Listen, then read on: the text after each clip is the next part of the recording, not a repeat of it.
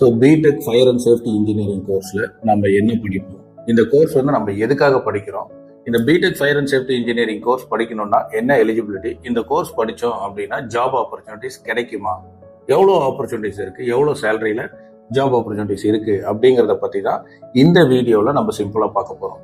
So இந்த BTech fire and safety engineering கோர்ஸில் நம்ம என்ன மாதிரி சப்ஜெக்ட்ஸ் படிப்போம் அப்படின்னா applied physics, applied chemistry and environment, இதை ஓரியன்டாக தான் நம்ம கம்ப்ளீட்டாக படிக்க போகிறோம். இந்த கோர்ஸில் நம்ம எதுக்காக இந்த கோர்ஸ் படிக்கிறோம் அப்படின்னா இதில் என்னெல்லாம் படிப்போம் அப்படின்னு பார்த்தீங்கன்னா, ஃபர்ஸ்ட்டு ஃபயர் ஃபைட்டிங் அப்படின்னு சொல்லுவாங்க. ஒரு ஃபயர் ஃபைட்டிங் அப்படின்னா ஒரு இண்டஸ்ட்ரியிலையோ இல்லைன்னா ஒரு பெரிய பெரிய அப்பார்ட்மெண்ட்ஸ்லையோ ஒரு இடத்துல ஃபயர் ஆக்சிடென்ட் நடந்துச்சு அப்படின்னா அங்க இருக்கிற பீப்புளை அதோட போராடி நம்ம எப்படி ரெஸ்கியூ பண்ணி வெளியில எடுத்துட்டு வருவோம். அந்த ஃபயர் ஆக்சிடென்ட் நடந்த இடத்துல என்விரான்மெண்ட் பொல்யூஷன் ஆகாத மேக்சிமம் எந்த அளவுக்கு நம்ம வந்து தடுக்க முடியுமோ, பொல்யூஷன்ஸ்ல இருந்து தடுக்க முடியுமோ, அதுதான் வந்து இங்க ஃபயர் ஃபைட்டிங் அப்படின்னு சொல்லுவாங்க. செகண்ட் வந்து பாத்தீங்கன்னா ஃபயர் ப்ரிவென்ஷன் அண்ட் ப்ரிகாஷன்ஸ் அப்படின்னு சொல்லுவாங்க. ஸோ ஒரு இடத்துல ஃபயர் ஆக்சிடென்ட் ஆயிடுச்சு அப்படின்னா நம்ம இம்மீடியட்டா என்ன பண்ணணும், இல்ல ஃபயர் ஆக்சிடென்ட் ஆகாத இருக்கிறதுக்கு நம்ம என்னென்ன சேஃப்டி மெஷர்ஸ்லாம் முன்னாடியே எடுத்திருக்கணும். ஒருவேளை ஃபயர் ஆக்சிடென்ட் ஆயிடுச்சு அப்படின்னா இம்மீடியட்டா நம்ம எப்படிலாம் ஃபர்ஸ்ட் எய்ட் கொடுக்கணும், அங்க இருக்கிற என்விரான்மெண்ட்டை எப்படி ப்ரொடெக்ட் பண்ணணும், அதுதான் வந்து ஃபயர் ப்ரிகாஷன்ஸ் அப்படின்னு சொல்லுவாங்க. தென் பிளானிங் சேஃப்டி எக்யூப்மெண்ட்ஸ். ஒரு பெரிய இண்டஸ்ட்ரி இருக்கு, அந்த இண்டஸ்ட்ரீஸ்ல வந்து சேஃப்டி எக்யூப்மெண்ட்ஸ், அந்த ஃபயர் அண்ட் சேஃப்டி எக்யூப்மெண்ட்ஸ் எப்படியெல்லாம் இருக்கணும், எந்தெந்த இடத்துல இருக்கணும், இந்த இடத்துல ஃபயர் ஆக்சிடென்ட் நடந்துச்சு அப்படின்னா எமர்ஜென்சி எக்ஸிட் எங்க வைக்கணும், ஃபயர் எக்ஸ்டிங்யூசர் எங்க வைக்கணும், அப்போ ஒரு இண்டஸ்ட்ரிக்கு எத்தனை எம்ப்ளாயிஸ் ஒர்க் பண்ணிட்டு இருக்காங்க, இத்தனை எம்ப்ளாயிஸ் ஒர்க் பண்றாங்க அப்படின்னா எத்தனை ஃபயர் எக்ஸ்டிங்யூசர் அந்த இடத்துல இருக்கணும், எவ்வளவு தூரத்துக்கு ஒரு ஃபயர் எக்ஸ்டிங்யூசர் இருக்கணும் அப்படிங்கறது எல்லாமே அந்த இண்டஸ்ட்ரி கட்டுறதுக்கு முன்னாடியே கரெக்டா பிளான் பண்ணி பிளேஸ் பண்றதும் ஒரு ஃபயர் அண்ட் சேஃப்டி இன்ஜினியரோட ரோல் தான்.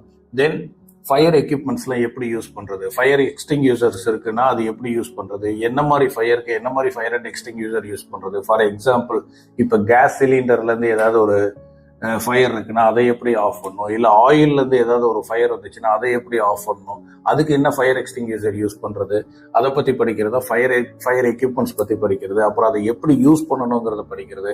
ஒரு ஃபயர் ஆக்சிடென்ட் நடந்துருச்சு அப்படின்னா அந்த ஃபயர் அண்ட் சேஃப்டி ஆஃபீஸர்ஸ் அங்கே உள்ள யாரெல்லாம் ரெஸ்கியூ பண்ண போறாங்களோ அவங்க எல்லாருமே வந்து பாத்தீங்கன்னா ஒரு ஆஸ்ட்ரோனட் மாதிரி உடம்பு ஃபுல்லா ஒரு மாஸ்க் போட்டுக்கிட்டு, அதனால வந்து அவங்களுக்கு எந்த ப்ராப்ளம் வராத அளவுக்கு ஒரு செக்யூர்டு ட்ரெஸ் கோட்ல தான் உள்ள போவாங்க. ஸோ அந்த மாதிரி உள்ள போகும்போது இந்த ஃபயர் ஆக்சிடென்ட் நடந்த இடத்துல how to communicate with others, இங்க வா போ அப்படின்லாம் பேசிட்டு இருக்க முடியாது, அதர் பக்கத்துல இருக்கிறவங்களோட எப்படி கம்யூனிகேட் பண்றோம் அப்படிங்கறத பத்தியும் இந்த கோர்ஸ்ல படிப்பாங்க. ஸோ இது எந்த அளவுக்கு ஒரு இம்பார்ட்டன்டான கோர்ஸ்னா, ஃபார் எக்ஸாம்பிள் இப்போ ஒரு பெரிய இண்டஸ்ட்ரி இப்போ அசோக் லைலாண்டோ இல்ல ஹுண்டாய் மோட்டார்ஸோ நிசான் மோட்டார்ஸோ சென்னை அண்ட் ஒசூர்ல இருக்கு அப்படின்னா இந்த இண்டஸ்ட்ரிக்கு உள்ள வந்து ஒரு 20,000 பேர் 30,000 பேர் ஒர்க் பண்றாங்கன்னா அந்த 20,000 30,000 பேரோட உயிரும் யார் கையில இருக்குன்னா இந்த ஃபயர் அண்ட் சேஃப்டி இன்ஜினியர்ஸோட கையில தான் இருக்கு. ஸோ அத்தனை பேரோட லைஃப், அத்தனை பேரோட உயிரும் இவங்களோட பொறுப்பு தான். ஸோ ஒரு ஃபயர் ஆக்சிடென்ட் ஆயிடுச்சுன்னா எல்லாரோட லைஃப் மிஸ் ஆயிடாரு, எல்லாரோட லைஃபுமே யாரை டிபெண்ட் பண்ணி இருக்கும் அப்படின்னா சேஃப்டி எதை டிபெண்ட் பண்ணி இருக்குன்னா அந்த ஃபயர் அண்ட் சேஃப்டி இன்ஜினியர்ஸோட டிபெண்ட் பண்ணி தான் இருக்கணும். இந்த கோர்ஸ் வந்து நம்ம அண்ணா யூனிவர்சிட்டியில பிடெக் கோர்ஸ் படிக்கணும் அப்படின்னா எலிஜிபிலிட்டி வந்து 12th standard physics chemistry mathematics கம்பல்சரியா இருக்கணும். அதாவது physics chemistry maths biology first குரூப்பா இருந்தாலும் சரி, இல்ல physics chemistry maths computer science அப்படிங்கிற குரூப்பா இருந்தாலும் எலிஜிபிலிட்டியில வந்துருங்க. Job opportunities.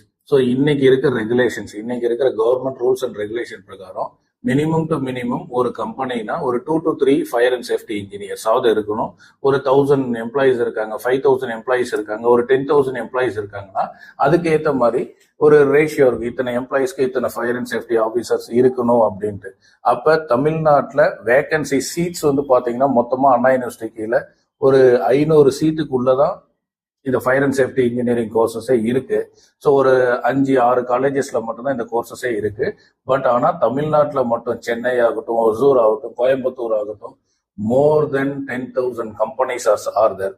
அப்போ ஒரு கம்பெனிக்கு ஒரு 4 வேகன்சி 5 வேகன்சின்னு வச்சா கூட மினிமம் டு மினிமம் ஒரு 50,000 வேகன்சிஸ்க்கு மேல ஜாப் ஆப்பர்ச்சுனிட்டிஸ் இருக்கு.